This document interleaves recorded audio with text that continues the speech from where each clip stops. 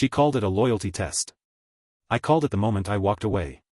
My fiancé, Maris, said it like it was nothing. I need you to meet my ex, Blaine, she told me one evening while we ate dinner on the couch. It's important. I need to see you stay calm. No jealousy. No drama. Her voice was light, almost bored. Like she was asking me to taste a new sauce. I nodded and kept my face steady. Okay, I said. Maris smiled, satisfied, like she had just won a point in a game only she knew we were playing. That was the strange thing about being with her. Everything was a test. Not a conversation. Not a request. A test. But the test was not hers. It was mine. My name is Galen. I'm not loud when I'm hurt.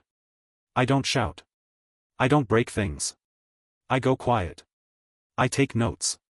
And when I finally move, I move once. 3 weeks earlier, my friend Otis had sent me a photo that made my stomach drop. He had been at a small cafe across town. He saw Maris sitting with Blaine in a corner booth. It wasn't a friendly catch-up. It wasn't closure. Their hands were close. Their knees touched under the table. At the end, Otis saw a kiss. Quick, hidden, but real. His message was short, you need to see this. At first I felt like my chest had been punched. Then the pain turned cold. Not numb. Clear. If I confronted Maris right away, she would do what she always did. She would twist it. She would cry. She would call me controlling. She would make me the problem, and she would walk away looking innocent. I didn't want a messy ending. I wanted the truth to speak for itself. So I waited. I watched. I planned. And then Maris handed me the perfect stage. For 2 weeks, I played a part. I let small doubt show on purpose. One night, her phone buzzed while we watched a movie. She glanced down and flipped it over too fast. I looked at the screen like I had seen something. Who was that? I asked, in a careful tone. Not angry. Just sharp enough. Maris snapped back instantly. Why are you acting weird? It was just Bree. I softened right away. Sorry, I said. I've just been off. That was all I needed. A tiny spark. Over the next days, I did it again, gently. A question about her late night. A comment about how she seemed distracted. Nothing big. Just enough to make her feel watched. Maris hated feeling watched. She wanted to be the one holding the mirror, not the one standing in front of it. Soon, she started telling people I was getting possessive. I heard it from her circle. At a party, her close friend Bree pulled me aside with a fake soft smile. Maris is worried, she said. She feels like you don't trust her. I lowered my eyes and played the role. I'm trying, I said. I think I've been insecure. Bree nodded like she was proud of herself for helping. I could almost see the story forming in her mind. Poor Maris, stuck with a jealous man. Good. Let them believe that story. A week later, Maris sat me down and spoke like she was reading from a script. This jealousy thing is becoming a deal breaker, she said. I can't marry someone who doesn't trust me. I kept my face calm, but my heart was steady in a way it had never been with her. What do you want me to do? I asked. Maris leaned back, like she had been waiting for that line. You should meet Blaine. Then you'll see we're just friends. You need to prove you can handle it. I paused, like I was unsure. I even let my shoulders drop, like I felt guilty. Then I said, okay. I'll meet him. Maris looked almost excited. Like she had planned a little show and couldn't wait to watch it. The night of the meeting, she chose a bar that was too dark and too expensive. Everything there was designed to feel important. Low music. Soft lights. Drinks with names longer than the glass. Blaine was already waiting in a corner booth. He stood when we arrived.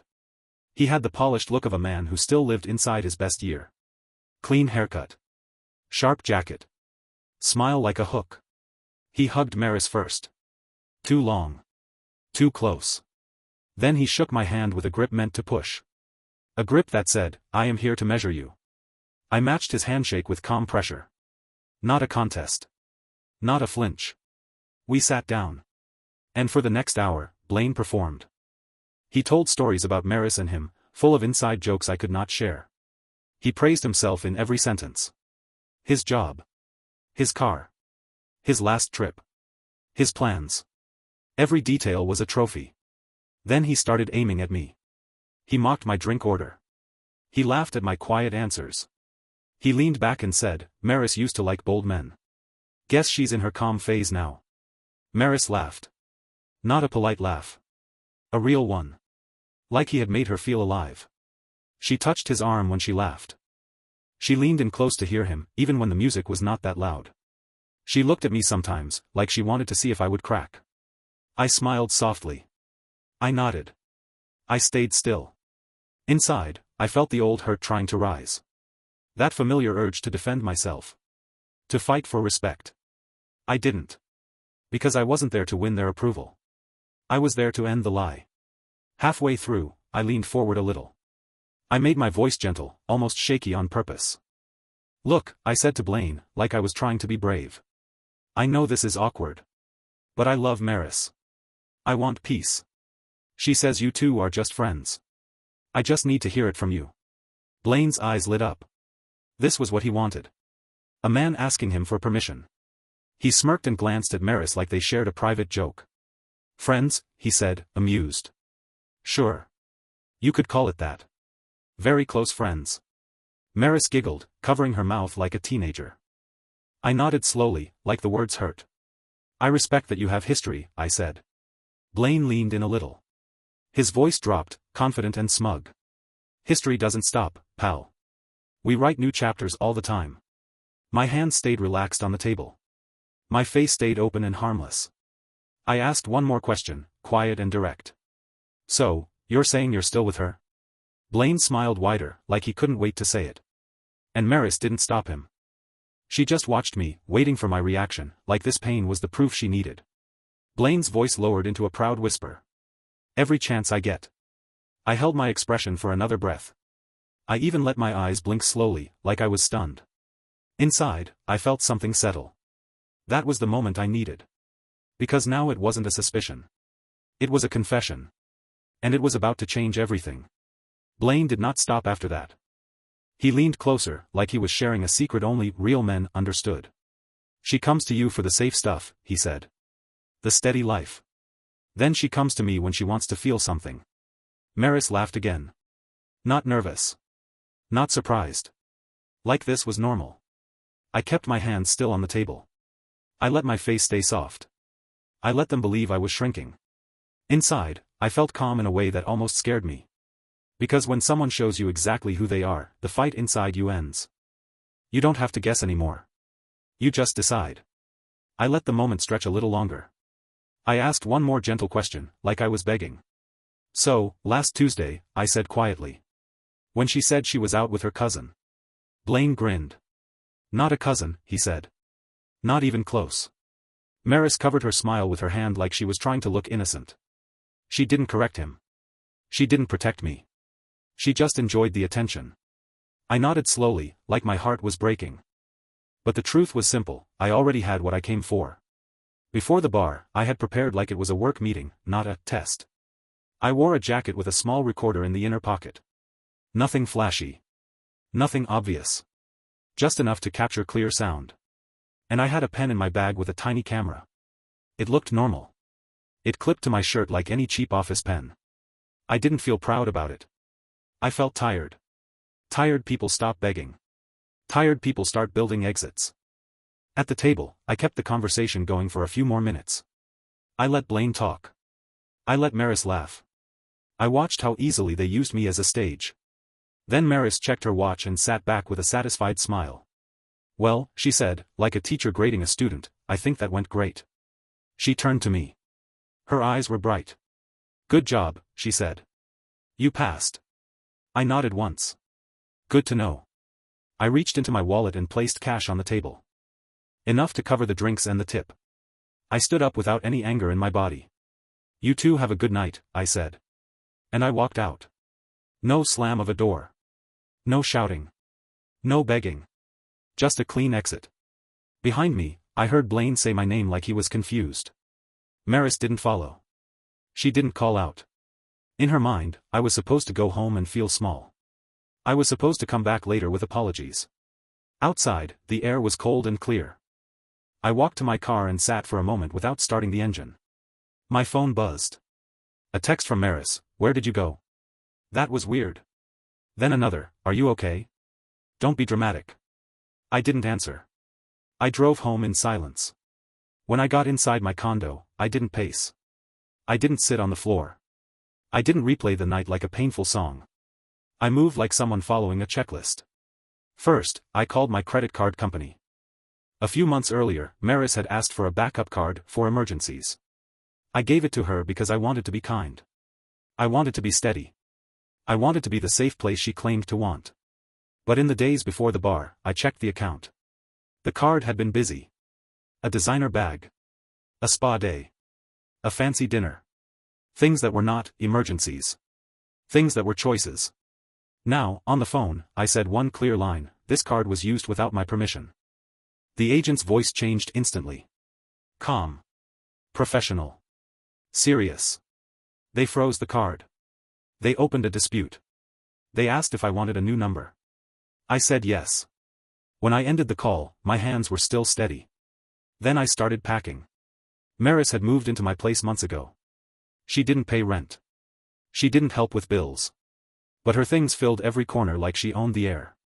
I pulled boxes from the closet. I did not throw anything. I did not damage anything. I simply removed it from my life.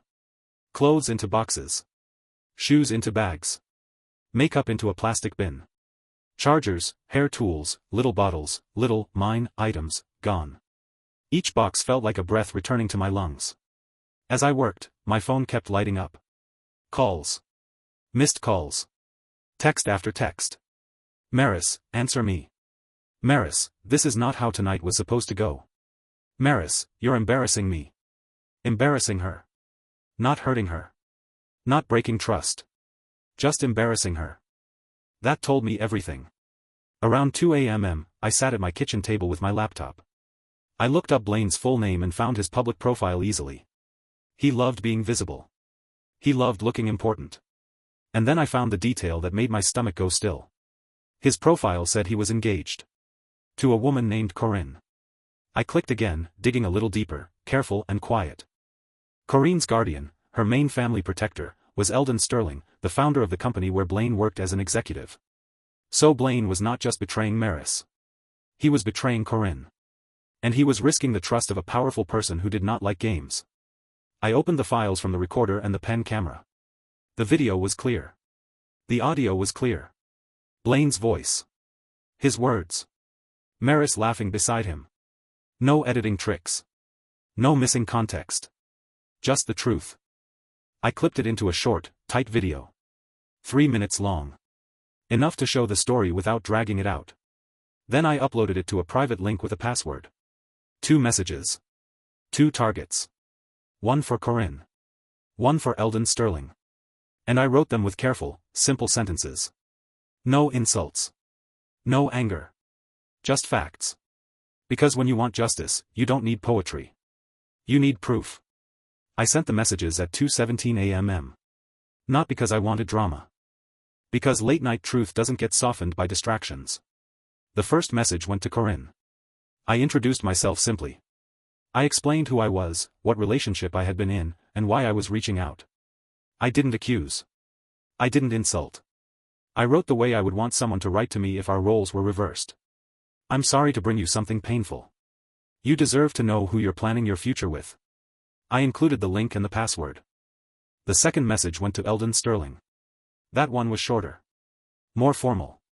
I stated that I had uncovered evidence of unethical personal conduct by one of his senior employees that could have serious implications for both his company and his family. I advised discretion and included the same link. I read both emails twice before sending them. Then I pressed send. And I slept. Deeply. The kind of sleep that only comes when you stop lying to yourself. I woke up late the next morning to sunlight cutting across the bedroom wall. For a brief moment, I forgot everything. Then my phone vibrated. An unknown number. I let it ring. Then it rang again. And again. On the 4th call, I answered and put it on speaker. A man was crying. Not sniffling. Not dramatic sobbing. Full, broken crying that sounded like someone who had just watched his entire future collapse.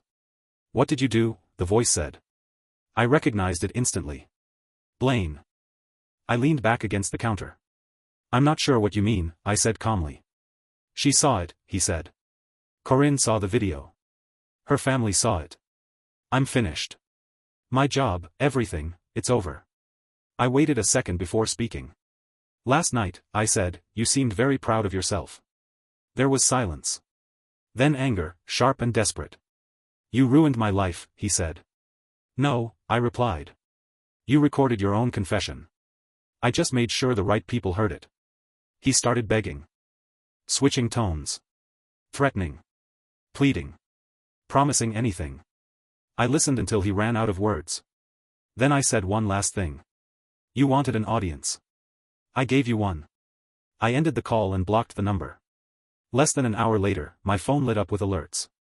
A business news site posted a short article. Senior executive terminated following internal investigation. No names. No details. But I knew. And Blaine knew. And so did Maris. Because she showed up at my building just after noon. She buzzed the intercom over and over. I didn't answer. Then she called. Then she emailed. Her messages changed tone with impressive speed. First confusion. Then anger. Then panic. Please talk to me. This isn't what it looks like. You took it too far. I'm scared. I waited. Then I sent one message. Subject, your belongings. Your things are packed. A moving service will deliver them to the address you provided earlier today. The access codes have been changed. Our relationship is over. Further contact will be considered harassment. I attached the video. Not as a threat. As a boundary. The movers arrived at 2 o'clock. Maris was still in the hallway, sitting on the floor next to the boxes, crying loud enough to make sure neighbors could hear. When the movers stepped off the elevator, she stood up and started shouting that this was her home. That they couldn't take her things. That I was abusive. I had prepared for that too. Building security was already on standby. They spoke calmly. Firmly. They explained that she was no longer a resident and that refusal to cooperate would result in police involvement. She collapsed back onto the floor. The movers worked quietly. Box by box, her life left my space. When the truck doors closed, the hallway felt lighter. So did I. That evening, the calls came from her family. First, her other parent. Soft voice. Concerned tone.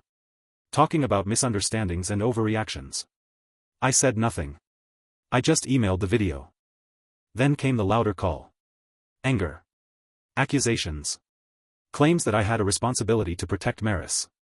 I said one sentence. Please watch the video I'm sending. They never called back. The aftermath was not dramatic.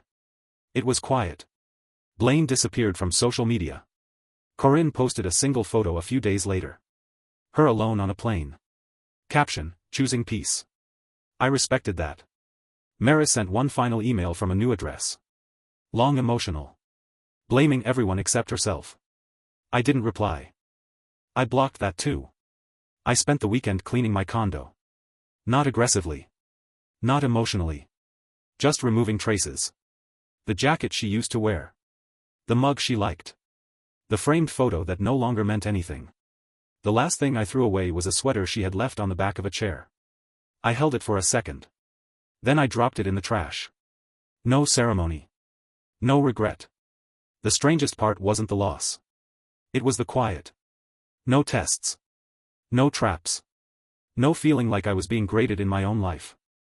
I realized something important in that silence. The relationship had never been about love. It had been about control. She needed me unsure. Jealous. Trying.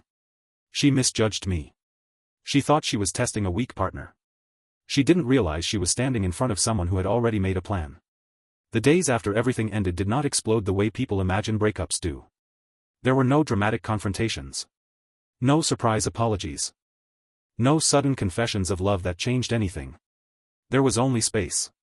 And at first, that space felt unfamiliar, like walking into a room where the furniture had been removed but the shape of it still lingered in the air. I went to work on Monday like nothing had happened. That alone felt strange. For months, my focus had been split between my job and managing Maris's moods, questions, and tests. Now my attention belonged fully to me again. I finished tasks faster. Meetings felt quieter. My thoughts were clear in a way I hadn't experienced in years. Around noon, my phone buzzed. A message from an unknown email address. It was Corinne. She didn't write much. She thanked me for telling her the truth. She said the video hurt, but the lies would have hurt more. She said she was done, completely. She didn't ask questions. She didn't ask for details. She didn't ask me to explain myself. She just said thank you. I stared at the screen for a long moment before replying with a single sentence. I wish you peace. That was all. Some endings don't need discussion. By Wednesday, the story had reached corners I didn't expect. A mutual acquaintance messaged me quietly, asking if things were okay. Someone else hinted that Maris had been telling people I set her up and invaded her privacy. I didn't correct them. People who want the truth will find it.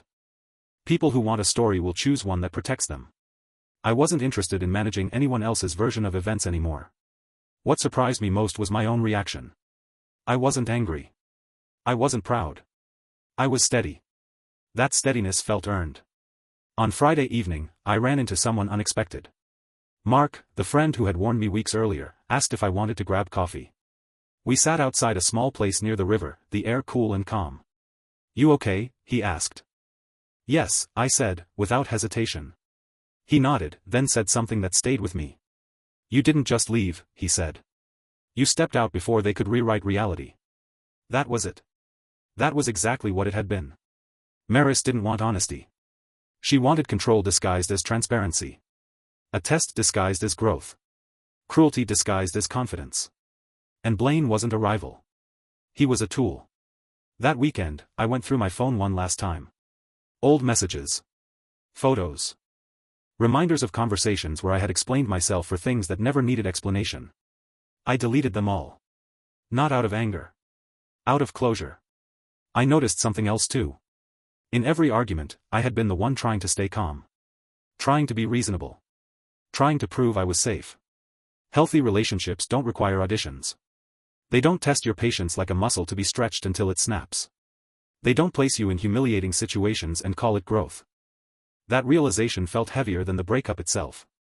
The following week, a courier delivered the last of Maris's belongings. One small box had been mislabeled. Inside was a notebook. I recognized it immediately. It was the one she used to write ideas, lists, little notes about people. I shouldn't have opened it. But I did. Most of it was harmless. Plans. Reminders. Random thoughts. Then I reached a page that made my chest tighten. A list of names. Under each name was a single word. Safe. Useful. Controllable. Uncertain. My name was there. Next to it was one word. Stable. Not loved. Not trusted. Not chosen. Stable. I closed the notebook and placed it back in the box. Then I threw the entire box away. Some clarity hurts. Some clarity heals. This did both. By the end of the month, my life looked different in quiet ways. I cooked meals without checking my phone. I slept without waiting for the next emotional test. I laughed without wondering how it would be used against me later. One evening, while sitting alone on my balcony, I realized something that startled me. I felt safe. Not because someone was protecting me. But because I was no longer abandoning myself. I had thought strength meant staying calm while being disrespected. I was wrong. Real strength was leaving without needing applause. I didn't hear from Maris again. Not directly. But I didn't need to. Some lessons don't require closure conversations. They require distance. I learned that calm is not weakness. Silence is not surrender. And walking away does not mean you lost. Sometimes it means you finally chose yourself. A few weeks passed, and something unexpected happened. Life became quiet in a way that didn't feel empty. At first, the silence made me restless. I kept waiting for a message, a confrontation, a final attempt to pull me back into the chaos. My body was so used to tension that calm felt suspicious, like the moment before a storm. But the storm never came. Instead, days stacked neatly on top of each other. Work ended on time. Evenings belonged to me. Weekends stopped feeling like emotional obstacle courses. That's when I understood how much energy I had been spending just bracing myself. One afternoon, I received a call from an unfamiliar number. I almost didn't answer. But something told me this one mattered. It was Maris's older cousin, Elaine. I had met her once, briefly, at a holiday dinner. She was polite, observant, the kind of person who listened more than she spoke. "I hope this isn't intrusive," she said carefully. "I just wanted to tell you, you did the right thing." I stayed silent. She continued, choosing her words slowly. "This isn't new behavior," she said. "She's done this before. Different people. Different tests. Same pattern." That sentence settled into me like a missing puzzle piece. "I'm not calling to excuse anything," Elaine added. "Just so you don't doubt yourself later." I thanked her. When the call ended, I felt something loosen in my chest. Not relief. Validation. That night, I thought about all the times I had questioned my own reactions. Was I too sensitive? Too quiet? Too calm? I remembered moments where I had apologized just to keep things smooth. Times I had accepted jokes that weren't jokes. Tests that were framed as honesty checks. I realized something important. People who love you don't need to see how much pain you can tolerate. They don't measure devotion by discomfort. A few days later, another message arrived. This one was from someone I didn't expect. Blaine. It was short. Messy. Clearly written in panic. He said he was sorry. He said he didn't think it would go that far. He said Maris told him I was controlling and insecure. He said he didn't know I was recording. He said he lost everything. I read the message once. Then I deleted it. Not out of cruelty. Out of clarity. Apologies that arrive only after consequences are not apologies. They are reactions. And I was done reacting. As the weeks passed, I started noticing changes in myself. I spoke more directly. I laughed louder. I stopped shrinking in conversations. At work, my manager commented that I seemed more focused. Friends noticed I was more present. My sleep improved. One evening, Mark invited me to a small gathering. Nothing big. Just a few people, food, quiet music. There was no pressure. No performance. No need to prove anything. At one point, someone asked casually, "So, are you seeing anyone?" I smiled and said, "No. I'm getting reacquainted with myself." And I meant it. The strangest part was this. I didn't miss her. I missed the version of myself I thought I could become if I just passed one more test. Once I let that go, there was nothing left to chase. About 2 months after everything ended, I ran into Maris by accident. A grocery store. Late evening. Nearly empty. We froze at the same aisle. For a brief moment, I saw recognition flash across her face, followed by something else. Not regret. Not warmth. Calculation. She opened her mouth as if to speak. I nodded politely. And walked away. That was it. No confrontation. No closure speech. No dramatic ending. Just distance. And for the first time, distance felt like safety. Later that night, I thought about the test she had designed. She wanted to see if I would get jealous. If I would break.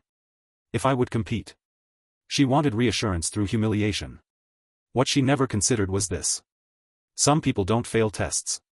They leave the room. I learned something essential from all of this. Trust isn't proven by endurance. Loyalty isn't measured by silence. And love doesn't put you on trial. The calm I carry now isn't weakness. It's discernment. And I won't give it up again. The last thing to change wasn't my routine. It was my definition of peace.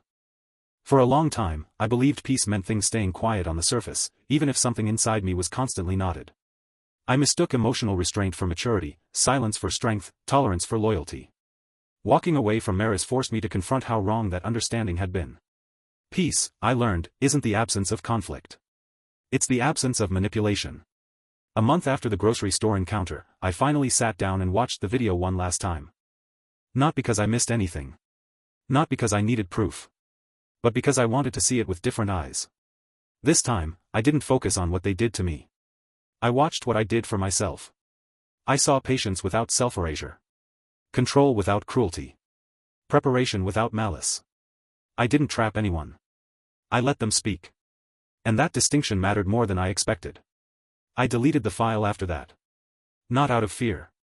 Out of closure. Something else shifted quietly. I stopped explaining my past. When people asked why the engagement ended, I didn't offer long stories or justify my decisions. I simply said, it wasn't built on honesty. That was enough. The right people didn't push. The wrong ones revealed themselves quickly. Both outcomes saved me time. One evening, Mark asked a question that caught me off guard. If she hadn't set up that test, he said, do you think you would have stayed? I didn't answer right away. Then I said, yes. And that scares me more than anything she did. Because that meant the most dangerous part of the situation wasn't her behavior. It was my willingness to normalize it. That realization didn't shame me. It freed me. I began to notice patterns I hadn't seen before. People who joked at my expense and called it honesty. People who pushed boundaries and called it curiosity. People who demanded access to my reactions instead of respect for my limits. I didn't confront them. I didn't lecture. I simply adjusted my distance. My life got smaller in number. Larger in quality. A few months later, Clara emailed me. Just once. She thanked me. Not for the video. Not for the fallout. But for the truth. She said rebuilding herself had been painful, but clean. That knowing was better than guessing. That she was learning to trust her instincts again. I replied with one sentence. I'm glad you chose yourself. Then I closed the conversation. Some connections don't need to last to be meaningful. The final piece came unexpectedly. I was sitting alone one Sunday morning, coffee cooling on the table, sunlight cutting across the floor. No noise. No anticipation of drama. No phone buzzing with demands. And it hit me. I wasn't recovering anymore. I was living. There was no urge to check who had blocked me. No curiosity about who blamed whom. No desire to correct anyone's narrative. The story was finished where it mattered. Inside me. Looking back, I don't feel victorious. I feel grounded. What happened didn't make me harder. It made me clearer. I know now that love doesn't test your tolerance for disrespect. It doesn't invite spectators. It doesn't need comparisons, jealousy, or power plays to feel real. Love shows up calmly. It doesn't smirk. It doesn't score points. And if it ever asks you to prove your worth by shrinking yourself, that's not love. That's control wearing a familiar face. I don't hate Maris. I don't wish her harm. I don't need her to understand. What I needed, I already gave myself. Boundaries. Silence. And the courage to leave the room when the test itself was the insult. That was the real pass. And this time, I didn't need anyone to grade it. Thank you for watching the video. Don't forget to like and subscribe to the channel. Have a nice day.